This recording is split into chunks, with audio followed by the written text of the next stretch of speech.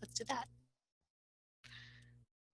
All right, this is the custom data sets webinar. So today we're going to talk about custom data sets, what they are, and how to configure those in your system. There's actually several different kinds of custom data sets. So we're going to talk about the 3 different kinds of custom data sets, how they're different from each other, and what you would use each kind for. And then we're going to go through and I'm going to show you how to work with each kind of data set and some of the kind of quirks to each of the custom data sets and custom data sets overall. So what are custom data sets? Well, custom data sets are basically fields that you can create in your system to capture additional information for which there is no other place to put the information. So for example, our demo system here that I'm demoing on is in theory a art center. And for instance, we might want to capture information about contacts that we're collecting. It could be donors, it could be members, they could be event participants, and maybe want to capture information about what kind of art they're interested in or what kind of art they do. And there's really sort of no place to put that in the system. I could create a tag, I could create a contact type. A contact type would be really messy and kind of awful to use for that kind of purpose. I could create a tag and I could tag people as painters or sculptors or mixed media artists or whatever. But again, I'm going to end up with a lot of tags and that's sort of difficult to manage and gets kind of messy. And really it would be nice if I just had a field to put that in my system. And I can do that with a custom data set. So I could create a field to record that. Some other examples of custom data sets, people like to sometimes capture information about education, especially if they're working with students and they want to capture several pieces of information, such as the grade somebody is in and the year they're in that grade, and so that they can capture from year to year. Okay, you know, in 2014 this person was in 7th grade at this particular school, and then the next year they were in 8th grade and they're going to this school, etc. Or to capture even just graduation dates, the dates somebody graduated high school, then graduated with an associate's degree or a bachelor's degree, master's degree, etc.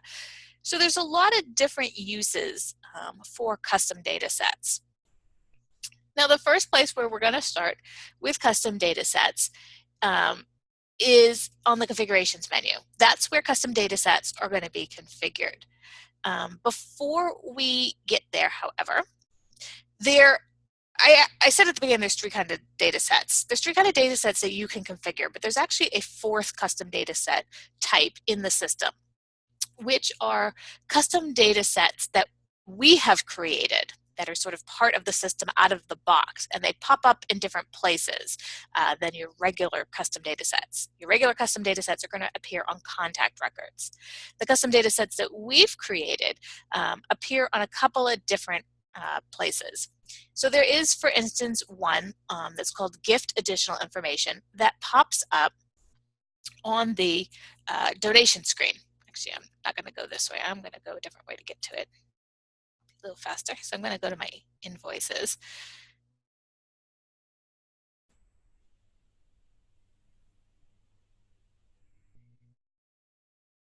And I'll just create an invoice from scratch.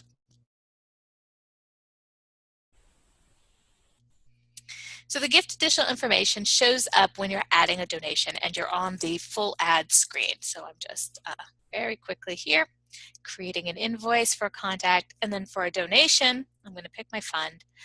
And then here down at the bottom, you're going to see this gift additional information area.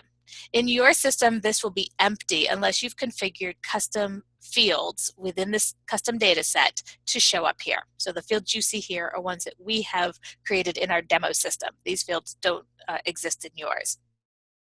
So this is one custom data set that's kind of out of the box, you know, quote, out of the box, end quote, that is available to you where you can add additional fields to collect information about donations. Now, another custom data set that appears, I did not want to click Abby, I want to go back, is memberships. So when you're adding memberships, there is a membership additional information section where you can add additional information about a membership. So I'm just signing Abby up for membership here. And then down here, you'll see membership additional information. Same as with the gift additional information. These fields you see here are ones we created in our demo system. And we actually didn't do a very good job because we've got repeats here, start date, end date, and hobbies are all repeated. That's because of how we configured that in our system. Somebody was testing something out, obviously. So you have a blank area where you can add additional fields to memberships if you want as well. There is an additional custom data set for grants that you can configure, and one for program recipients, which would appear on contact records, so that if you do have programs, which are benefits or services that you provide to your constituency, and you want to record information about the program or service that they're receiving, you can use the program recipient module for that. That will appear on a contact's record if you select the contact type program recipient, and then that box will pop up where you can add information about the benefits, and that is configured on, that's a custom data set as well.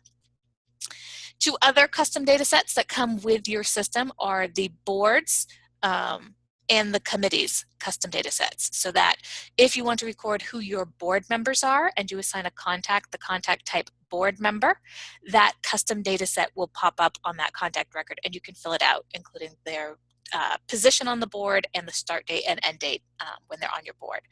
And then there's one for committees, same thing. So all of those are configured on the custom data sets, and those come with your system.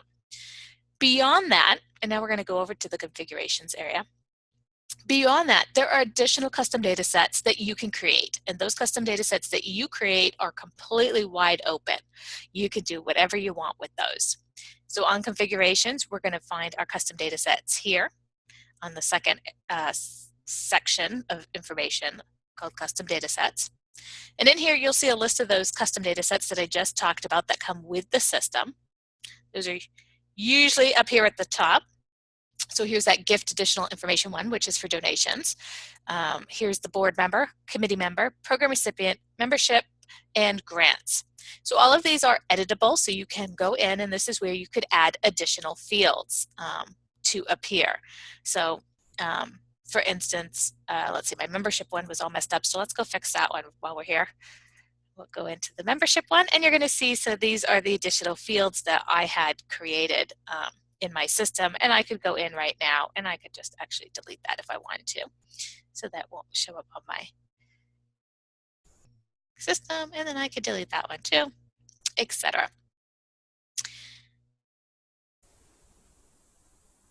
Now, these other custom data sets that you see here are ones that we've created in our system. As you see, we've gone a little crazy in our demo system, and we've created all these different custom data sets. As far as I know, there is no limit to the number of custom data sets that you create. And when you're creating custom data sets, the thing to keep in mind, or the way to think about these, is when you hear the word set, think of like a bucket. Each set or bucket can have multiple fields. So when you're creating custom data sets, you're not going to create one data set per field. You're going to create one data set, and then you can put multiple fields that are related to whatever that bucket is about in that bucket. So for instance, as I said, favorite art style, I could make one custom data set that has multiple fields that contains information about somebody's art style. I could create a different custom data set to record their education information, in which I could have multiple fields such as education start date, end date, school attended, grade level, or degree earned, teacher, whatever. So that's kind of how you think about custom data sets, is that each of these is sort of a bucket or a category, and within it I have multiple fields related to this topic. When creating a new custom data set, you're going to go to Add New Data Set down here in the lower right. You have to give your data set a name. This is that kind of bucket or topical area. So today, let's do, it looks like we already have one, but I'm going to do another one. Let's do pet ownership. Now, there are three types, as I had mentioned. There are actually three different types of custom data sets. There's general, there's transactional, and there's invoice item. Transactional data sets excuse me, are ones in which you can record multiple transactions or multiple records per set of fields. So think of like education information, right? Where you'd want to have multiple records perhaps. You'd want to record the year they graduated high school, the year they graduated with an associate's degree or bachelor's degree, and year they graduated from graduate school. So you'd have 3 records per each field, per degree name and start date or end date or graduation date. That's a transactional data set where you're going to have multiple records in that data set. A general data set is where you're only going to have 1 record per field. And that to update the information, you need to overwrite the existing information. When we talk about fields like birth date or first name or last name, that is a general field inside a general data set. So you will be able to have 1 piece of information that if you want to update it, you've got to overwrite it.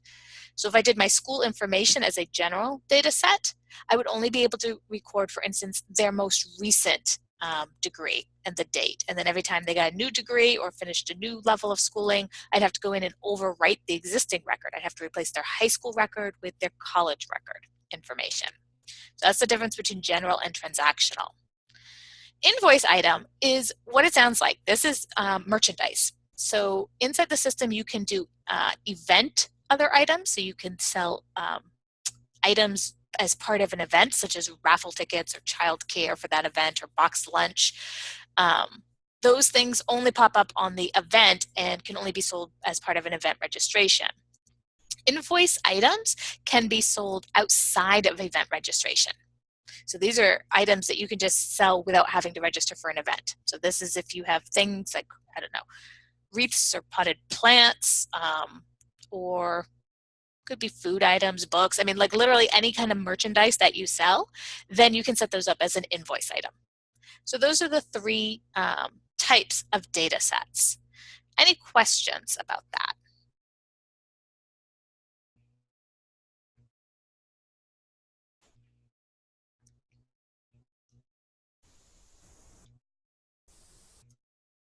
Okay.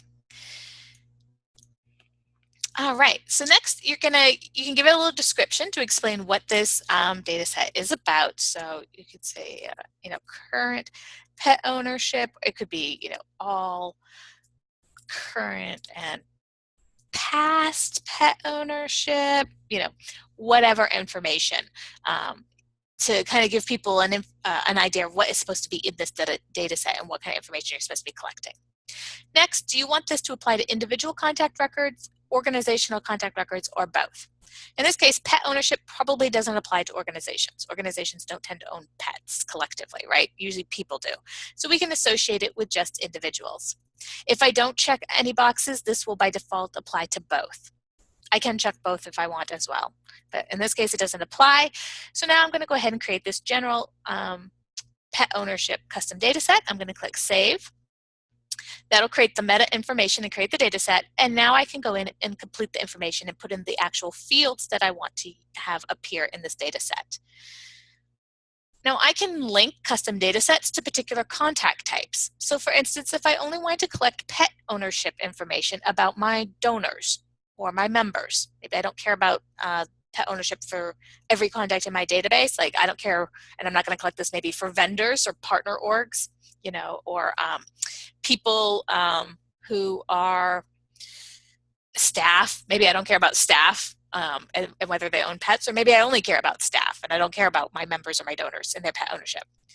So in this case, I can go through here, and this is a list of all my contact types that are configured in my system, and I can link this custom data set to contact types, which means that this custom data set will only appear on a contact record, and I will only be able to do data entry into that custom data set if the contact has this contact type assigned.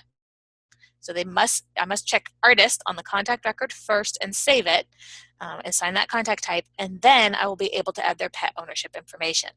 And this pet ownership custom data set will only appear on records of contacts who have the artist contact type. Any questions about that?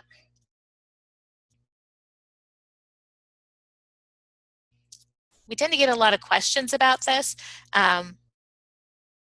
people often will be like, oh, I'm trying to enter data into that custom data set and it's not appearing on a contact record. And almost always it's because they have limited the custom data set to a particular contact type, and the record that they're doing the data entry on does not have this contact type assigned. So that's usually the number one problem that people run into, and that's how you troubleshoot that, is always come and check this. In this case, I'm not going to limit my data. I'm going to just leave it open so that it appears on every contact record that is an individual. Down here at the bottom, I can now add fields. Now you're going to notice this is giving me a little red message here. The campaign, contact, program, and matrix fields do not work with online forms. I'm going to talk about this in a second and what that means. But we're going to click Add New Field, and then we're going to go through here and we can create our fields. You're going to give your field a name, so I could here say type of pet, for instance, since it's about pet ownership. And now I can pick the type of field. So is this a yes, no box? Is it a checkbox? Is it linked to a campaign or a program that I have configured in my system, my fundraising campaigns or my programs or my programs and services that I offer? These are configured on the configurations menu. Is it a picture field? Like you can upload a picture, a phone number, enter a number. We'll talk about matrix in a minute. Long text, short text is just a text box. Short text, I forget how many characters, and long text is usually I think 255 characters. A drop down, which will allow them to pick a single choice, or checkbox where they can do multiple choice.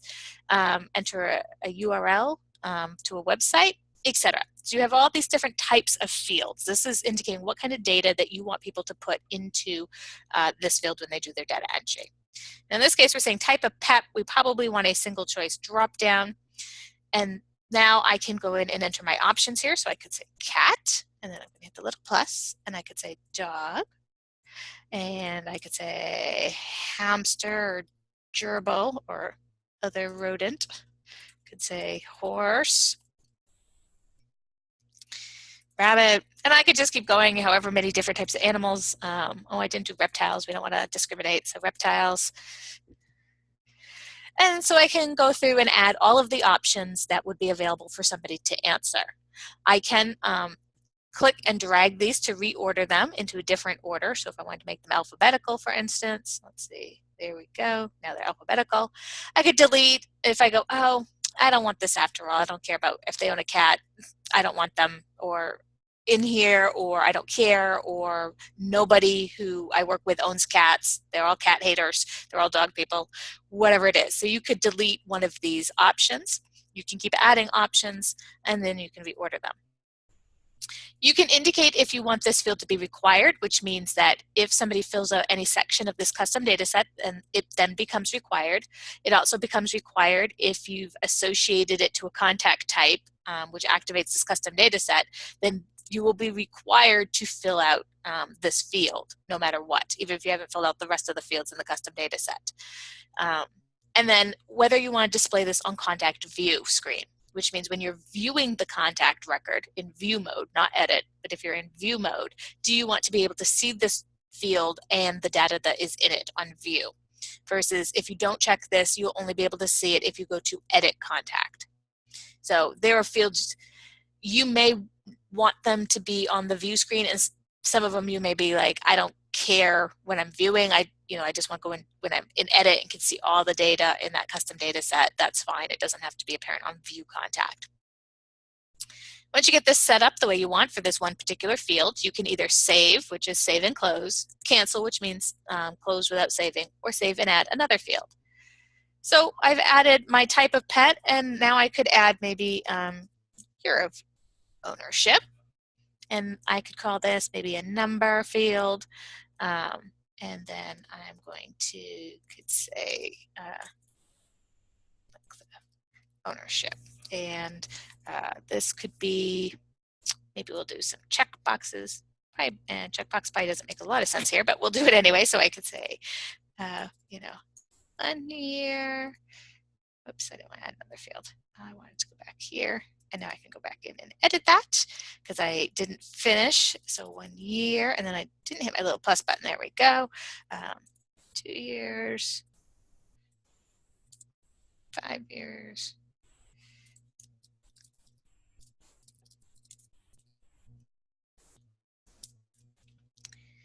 And we'll do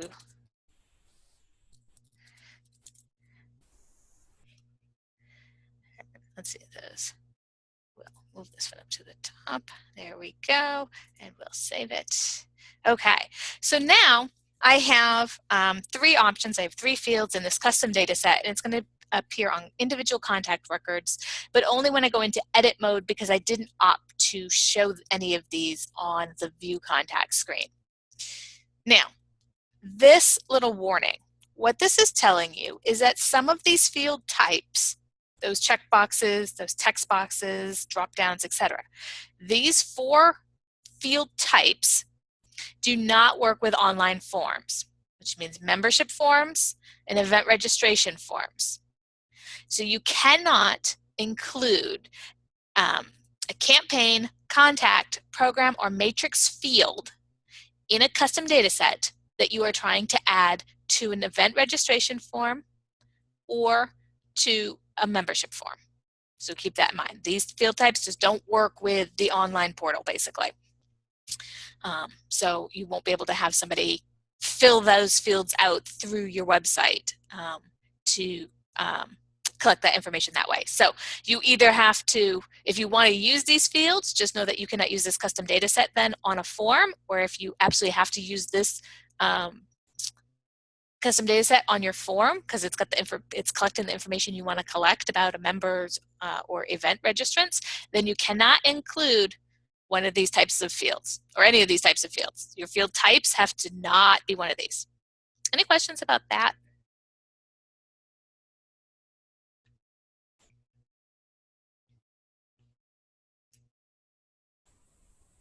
Okay, good.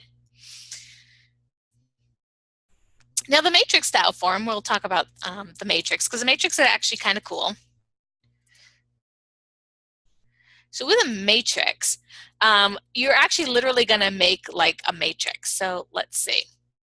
What can I do as a matrix for, let's say,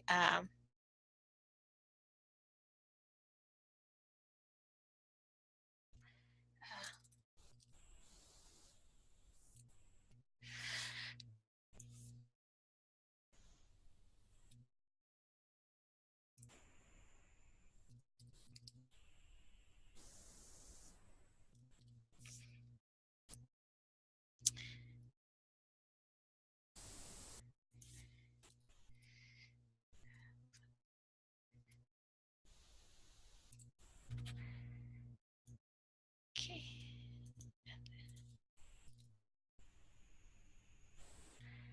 So what this is basically going to give you is if you think of kind of like an Excel spreadsheet, so it's going to give you column headers across the top, and it's going to give you row headers down the left-hand side, and in the intersection of those columns and rows, the user will be able to enter data.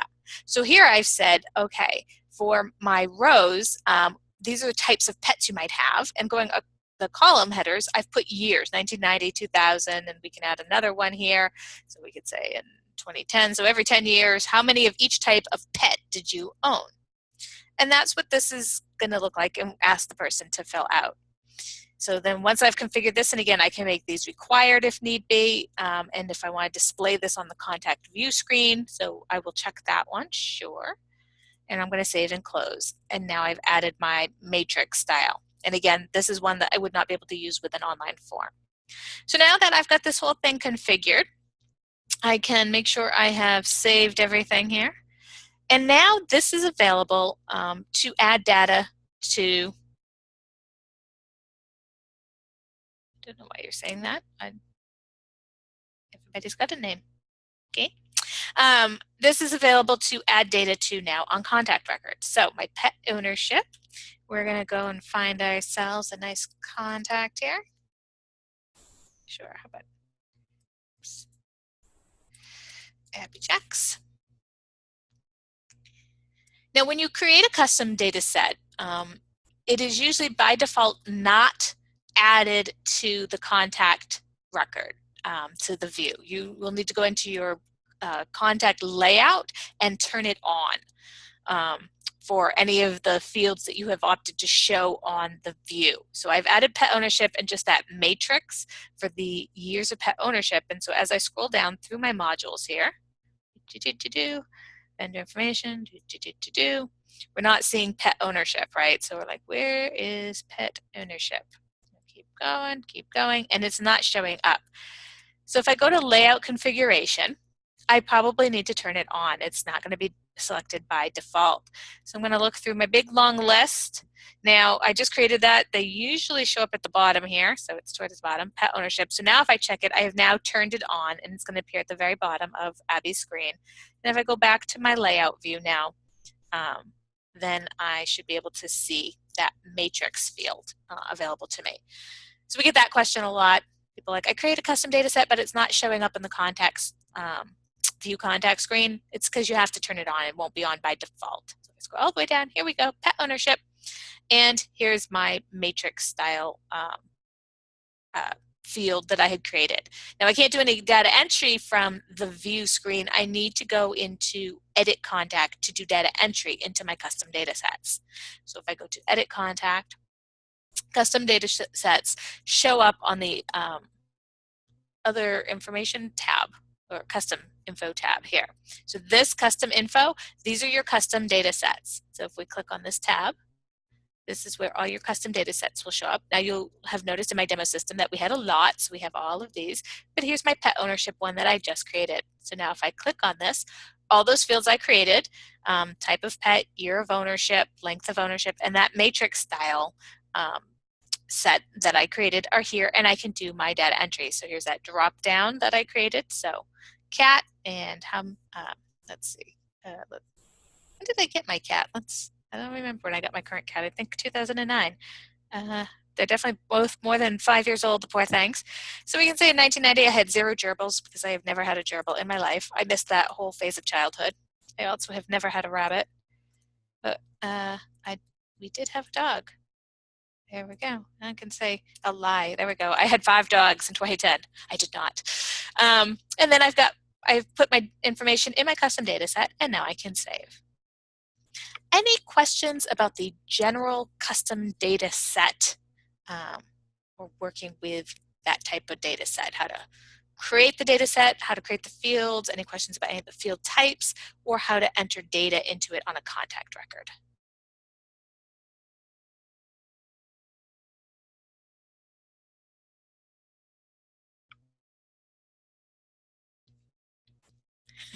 For guinea pigs.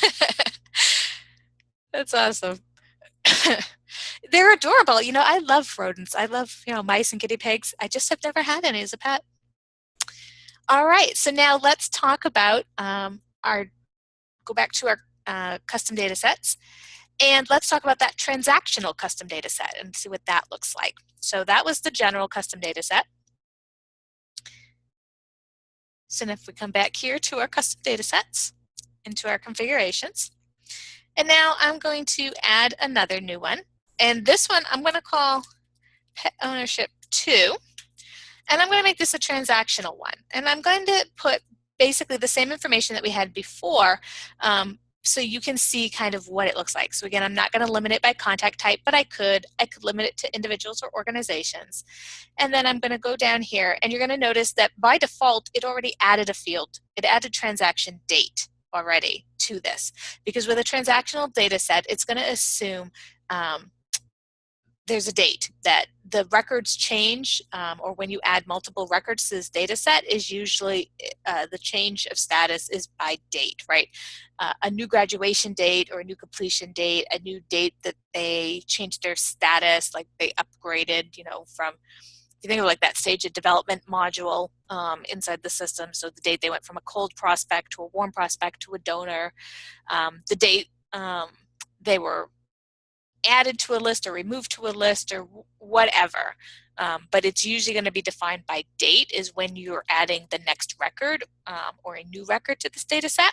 So by default, it's going to add that. And you'll notice you can't delete that date. You can edit the date field, but you cannot delete it. So, and it is required. So that's the one thing to keep in mind with transactional data sets is that you will always have to add a date, and you can't get around that. So here, now we're going to say type of pet, and that was our drop down. So we'll go back here with gerbils, and cat, or actually dog and horse and rabbit. And then let's see, gerbil, C, D, E, F, G, H. There we go. So now we'll add another one, and we will add, what else do I have? That was transaction date. That's the date you get the pet, type of pet, and you could say date died. Let's see, and then we'll put in the date field here. We didn't have this one before, but there we go, date. And oh, and we could say pet's name, about that. And we could display that on the view screen if we want, and then save. So now here's our transactional data set. We've got 4 fields, include the date, and this is the, we could change this to, say, date obtained or start of pet ownership or something like that. So we'll just change the name of that field. So here's the date they got their pet, the type of pet, the date it died, and the pet's name. And we could reorder these too. So we could say date obtained, type of pet, pet's name, and then the date it died. Sad. And so now we've got our custom data set all created in this transactional data set. So now if we go back to Abby, we can go back to Abby.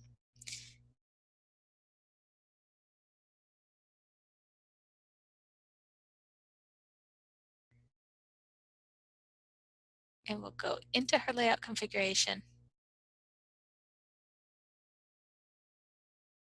And I just want to make it clear too that this going into the layout configuration, where did it go?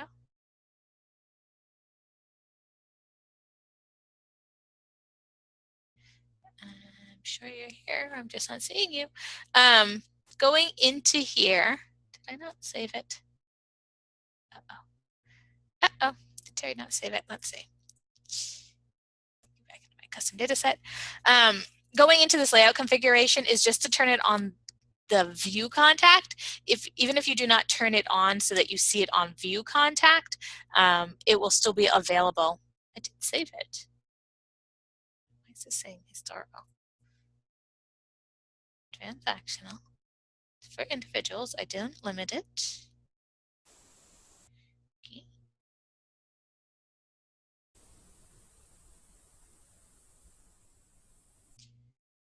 Maybe didn't like that. Back to Abby.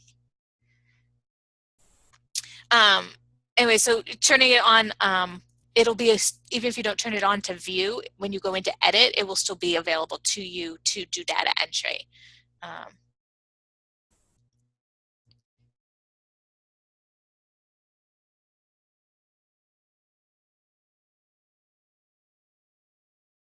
Okay, go back into my layout configuration.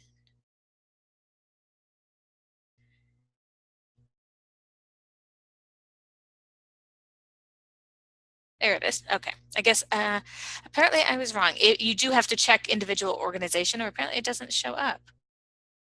That is new and different. Before it would by default just show on both. So just keep that in mind. You do need to check one or the other apparently. At least one, I should say. All right. So now if I go, oh, I was going to clicking too fast. Get back. So now if we scroll down to the bottom of Abby's screen, we will see that pet ownership 2, and you'll see what a transactional data set looks like. And then, so this one's going to look a little different. We'll wait until I get some information into here.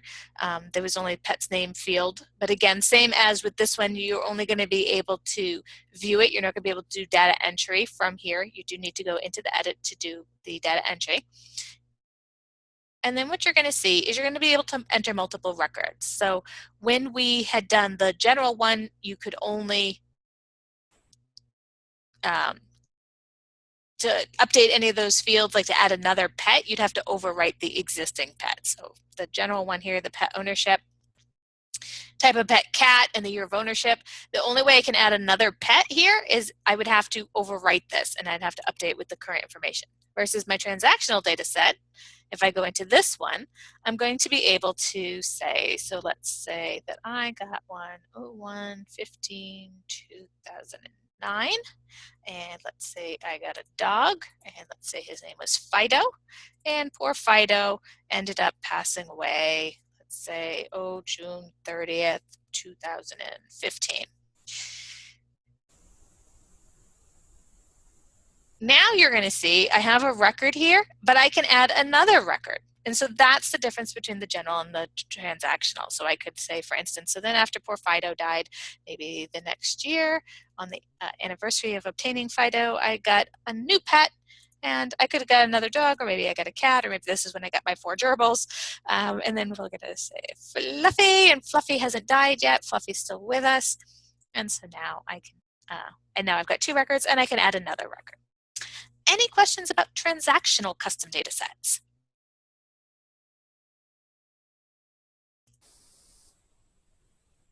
Okay, good. All right, so finally our last type of custom data set, which is our invoice item. So again, these are created for merchandise that you want to sell. So we're going to add a new one, and I could say, let's see, invoice item, I could call this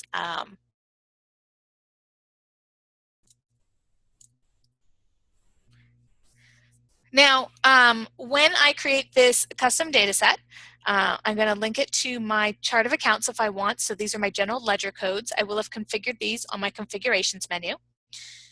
If I'm using the account classes, which are usually sub-accounts, or if you're using the QuickBooks Online or QuickBooks, account classes are a QuickBooks function. So you will have configured those again on your configurations menu if you're using them, but not everybody uses account class.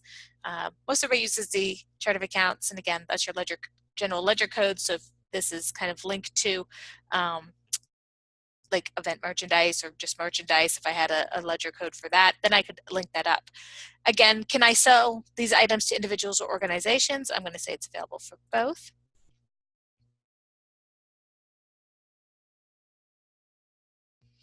And then again, I can limit it by contact type if I want, so maybe only artists could buy this or only members.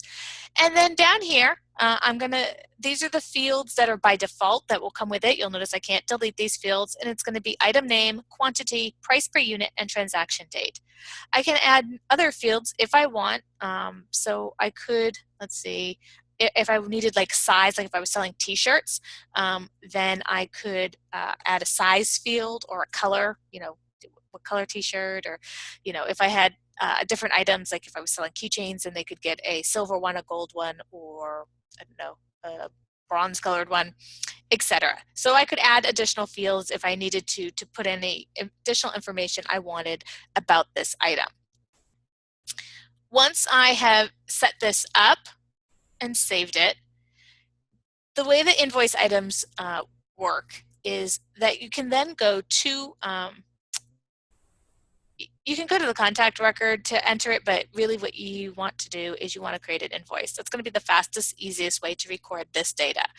And so you're going to go and create an invoice for your contact. So poor Abby, my guinea pig here. And when you're creating an invoice, and if you've used invoices before, you probably use them for gifts, events, and membership. Well, there's this other items. This is where the things on this tab come from. They come from the configurations, custom data set, invoice items. So now you'll notice the promo items that I had just created. And in here, this is what it's going to look like. So the item name field, you're going to type in the item name. So it could be t-shirt quantity 1, the price, and then the transaction date. If I'd had my other fields like color, size, etc., those would show up here, and I would be able to record those as well. Then when I save,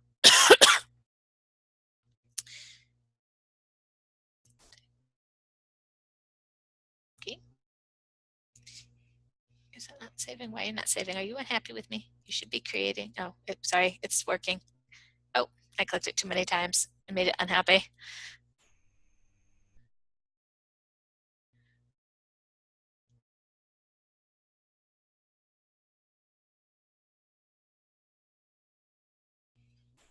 Oh, I think I made it very unhappy. There we go. All right, Abby, let's see, did that record? Okay, so here's the t-shirt. So it did save it, even though I kept clicking it. So now I can receive payment for that. So on that one screen, if I hadn't gotten so impatient and kept clicking, if I just clicked it once and waited for it, it would have been like a regular invoice where the receive payment button would have popped up at the bottom of the screen, and I could have gone in and received payment for it. So that's how the invoice other items work. We do have some feature requests in to add some enhancements, like so that you could, for instance, instead of having to type in the item name every single time, you can configure that as like a drop down that somebody could select. And the same for like the price, you could add a default price, things like that.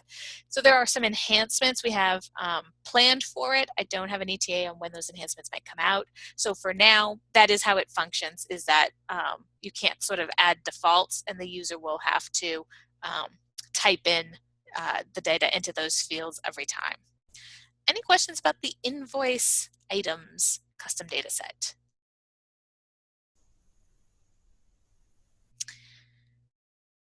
Okay, well, that is custom data sets in a nutshell then. Are there any questions at all related to custom data sets? Anything I didn't cover that you wish I had, or burning questions you had when you came in?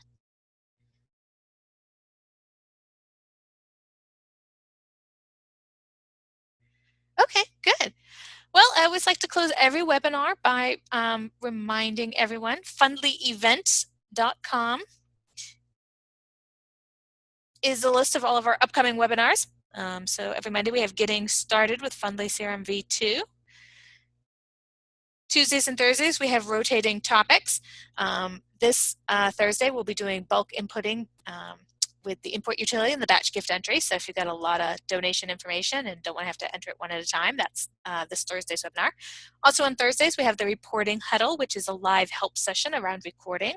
This week, we will be focusing on event reports, so trying to pull attendance reports, attendee registrants, money, those kind of things. Every Wednesday, we do have Introduction to Fundly Connect, which is our volunteer management system. And every Friday, we do have live drop-in help sessions for both the CRM and Connect. And as always, the support link from within your CRM will take you to the support library, where we have many tutorials, both written and video, as well as recordings of our webinars.